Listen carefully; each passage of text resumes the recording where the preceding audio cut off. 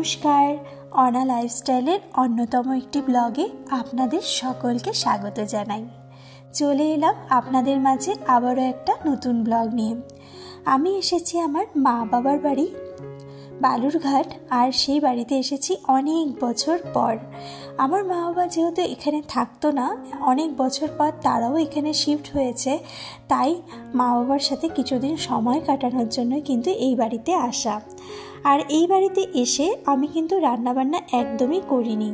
আজকে অনেক দিন পর একটুখানি হাতা খুন্তি নাড়লাম, আর সেটাই আপনাদের সাথে আজকে শেয়ার করছি। দেখুন, আজকে ঘরে আনা হয়েছে অনেক রকমের মাছ, মাংস, মাছের মাথা, আরও অনেক কিছু। কিন্তু এখানকার মাছের একটা বৈশিষ্ট্য আছে, সেটা কি জানেন তো? সবগুলো কিন্তু তাজা। আমাদের বাড়ির পাশে কিন্তু খুব সুন্দর একটা নদী বয়ে চলছে। আশা করি আপনারা যদি আমার পুরনো ব্লগগুলো দেখে থাকেন তাহলে অবশ্যই দেখেছেন কি আমাদের বাড়ির সামনে দিয়ে একটি সুন্দর নদী বয়ে চলছে। আর এই মাছগুলো যে দেখছেন না, এগুলোকে বলা হয় রাইখোল মাছ। এই মাছটা আমার বরাবরই কিন্তু প্রিয়। এই মাছটি একমাত্র বালুরঘাটের নদীতেই পাওয়া যায়। এই মাছ আপনারা কিন্তু অন্য কোনো জায়গায় একদমই খুঁজে পাবেন না। তো যখন আমি বালুরঘাটে এসেছি, তো এই মাছটা আমার জন্য আনা হয়েছে স্পেশালি। আর এটা হচ্ছে রুই মাছ। আর মাছগুলো এতটাই টাটকা যে এগুলোর গায়ে এখনও পর্যন্ত একটা লাল রঙের স্পর্শ কিন্তু রয়ে গেছে। এতেই বোঝা যায় মাছগুলো কতটা টাটকা ছিল। তো আমি একে একে সব মাছগুলো ভেজে নিচ্ছি। আজকে হবে কি কি সেই মেনুগুলো আপনাদেরকে একটু বলে দিই, চলুন। আজকে হবে রাইখোল মাছ আর রুই মাছ দিয়ে একটা ঝোল হবে, আর সেটা কিন্তু বাঙালি সাবেকিয়ানা রান্না আজকে করা হবে।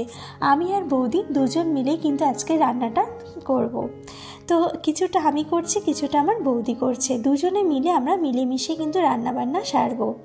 আজকে হবে খাসির মাংস, সাথে হবে ছোট ছোট পুঁটি মাছ যেটাকে বলে, সেই মাছের চচ্চড়ি। সেটা হবে তাও আবার পেঁয়াজকলি দিয়ে, পেঁয়াজকলি আর সামান্য আলু। আর সাথে হচ্ছে রুই মাছ আর যেই মাছটা বললাম রাইখোল মাছ, এই মাছ দিয়ে দুটো একসাথে একটা ঝোল। এই তো আজকে আরও অনেক কিছু ছোট ছোট মেনু অলরেডি হয়ে গেছে সকালে জলখাবারে। তো সব মিলিয়ে আজকে দুপুরের আহারটা আমরা খুব জমিয়ে করব সবাই মিলে। তো আপনারা কেন মিস করবেন, চলুন সবটাই আজকে আপনাদের সাথে শেয়ার করছি। এটি হচ্ছে আমার ভাই, আর ভাইও আমাদেরকে কিন্তু অনেকটাই হেল্প করছে। ও আমাদের জন্য এই ধনেপাতাগুলো কেটে দিচ্ছে, আর এই ধনেপাতা দিয়ে একটা বড়া করা হবে। তো মাছের ঝোলের সাথে কিন্তু গরম গরম ধনেপাতার পাকোড়া কিন্তু খেতে বেশ ভালো লাগে। তো সেটাই কিন্তু ভাই আমাদেরকে হাতে হাতে জোগাড় করে দিচ্ছে। তো মাছগুলো অলরেডি ভাজা হয়ে গেছিলো, তো মাছগুলো এখন ছেড়ে দেওয়া হলো।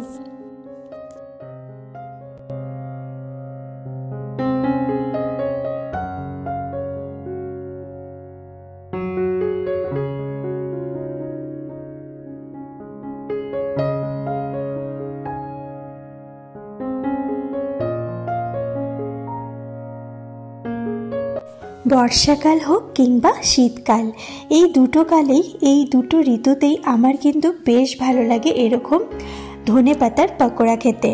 আর পেঁয়াজি তো বেশ ভালো লাগে, কিন্তু ধনেপাতার পকোড়া কিন্তু গরম গরম ভাতের সাথে কিন্তু বেশ জমে যায়। তাই আজকে ভাই আমাকে সাহায্য করছে এই ধনেপাতার পকোড়া বানানোর জন্য। দুপুরবেলা এত কিছু রান্না হয়েছে, মা তো অলরেডি পিছন থেকে বলছে যে এত কিছুর মধ্যে এই বড়াটা না ভাজলেও চলে, কিন্তু আমাদের কারোর মনটা মানছিল না। তাই আমরা ভাবলাম যে একটু পকোড়া আমরা করিনি। তাই বড়াটাকে এইভাবে ম্যারিনেট করার জন্য সব কিছু ভাই আমাদেরকে জোগাড় করতে সাহায্য করছিল, জোগাড় ওই করে দিচ্ছিল। আর আমি এইভাবে বড়াটা করার জন্য সব কিছু একসাথে মাখিয়ে নেব। তো এইভাবে করেই আমরা আজকে ধনেপাতার পকোড়াটা বানিয়ে নিচ্ছি। আমি এদিকে রান্নাবান্না সেরে নিয়েছি। কিছুটা রান্না আমার ভাই বউ মানে আমার বৌদি করে নিয়েছে, আর কিছুটা আমি করলাম। তো দুজনে মিলে মিশে আমরা দুজনে কিন্তু রান্নাটা সেরে নিচ্ছি। দেখবেন সবাই মিলে কিন্তু সাহায্য করলে যে কোনো কাজ করতে কিন্তু বেশি সময়ের প্রয়োজন হয় না। খুব কম সময়ে কিন্তু সব কিছু খুব সুন্দরভাবে ব্যালেন্স করে হয়ে যায়। আমাদের বাড়িতে আরেকটি নিয়ম রয়েছে, আমার কিন্তু বাবা, কাকা, ঠাকুমা এরা যখনই খাবার খায় তখন কিন্তু শিলপাটায় বাটা খাবার খেতে বেশ ভালোবাসে। তাই আজকে যেহেতু বাঙালিয়ানা সাবেকিয়ানা একদম নিজেদের ঘরোয়াভাবে রান্না করছি, তাই কিন্তু শিলপাটায় বেটে আমি নিচ্ছি। বেসিক্যালি আমাদের বাড়িতে আমার বৌদি কিংবা আমার মা এরাই কিন্তু শিলপাটায় বাটা করতে বেশ ওরা ভালো করতে পারে, কিন্তু আজকে আমি কিন্তু নিজের মতন করে ট্রাই করলাম, না বেশ ভালো হয়েছিল।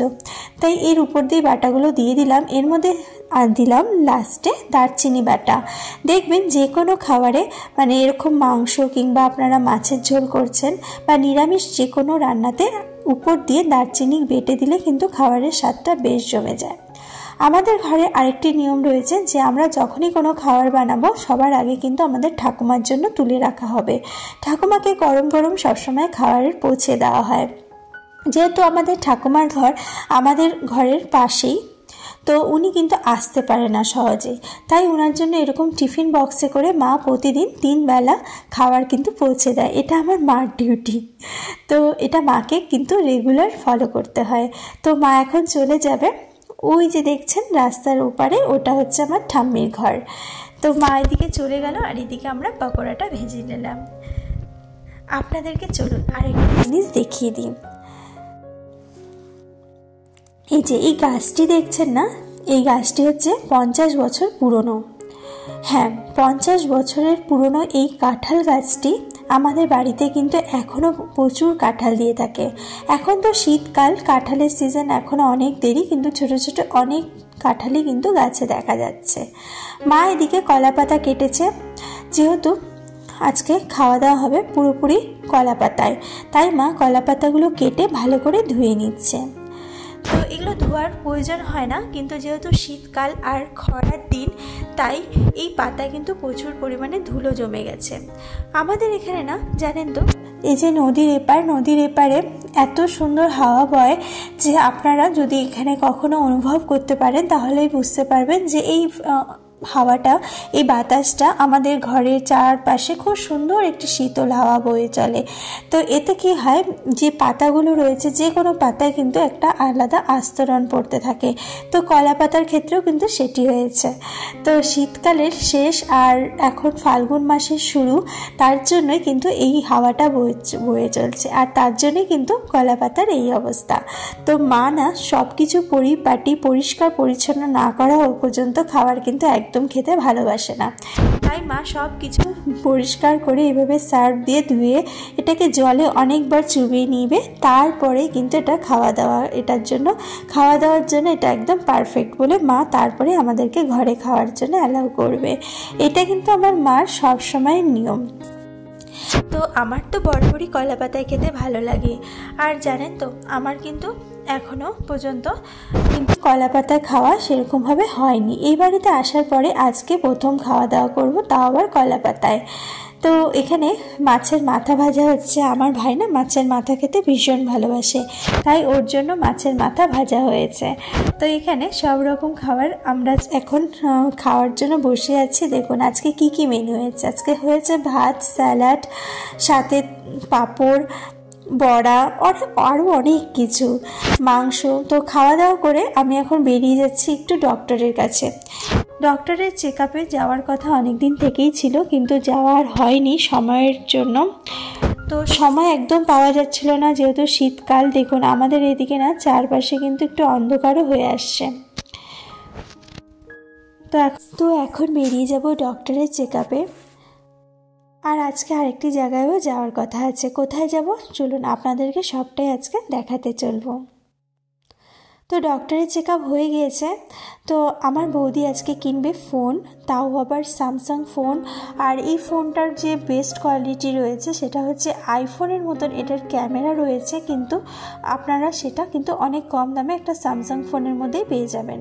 তো সবটাই আজকে আমরা দেখলাম। আর ফোনটা যখন আমরা দেখছিলাম, তো ক্যামেরা কোয়ালিটি সত্যি ভীষণ ভালো। একটা যে কোনো ভিডিও বানানোর জন্য বা ইউটিউব, যে কোনো ইনস্টাগ্রাম, সব কিছুর জন্য কিন্তু অল আবাউট মোবাইলটা এত ভালো কোয়ালিটি যে সত্যিই ভাবার বাইরে। তো আমার তো বেশ ভালো লাগলো এটার কোয়ালিটি। তো স্যামসাং ফোনের মধ্যে কিন্তু এখন নিউ ভার্সন প্রচুর বেরিয়েছে, যেটা কিন্তু আমাদেরকে আইফোনের মতনই সার্ভিস দিয়ে থাকে। চলুন এবার আপনাদেরকে আমাদের এখানে বালুরঘাটে সন্ধেবেলা করে এরকম কিন্তু অনেক রকম স্ট্রিট ফুড বসে, যেখানে মোমো, ভাপা পিঠে, ফুচকা, মিশালি, হ্যাঁ মিশালি বলতে বিভিন্ন রকম ছোলা ভিজিয়ে সেগুলোকে মাখিয়ে মিশালি বানানো হয়। খেতে কিন্তু বেশ ভালো লাগে, আমরা কিন্তু প্রায়ই খেয়ে থাকি। এগুলো কিন্তু আমাদের বালুরঘাটের কিন্তু প্রসিদ্ধ খাবার। মোমো এখন নতুন এসেছে, যেহেতু এটা এখন ট্রেন্ডে চলছে। তো খাওয়া দাওয়া করে বাড়ি চলে এলাম। চলুন আজকে এখানেই ব্লগটা শেষ করছি, আর বেশি দেরি করব না। ভালো থাকবেন, সুস্থ থাকবেন, আর নেক্সট ব্লগে তাড়াতাড়ি আসতে চলছে।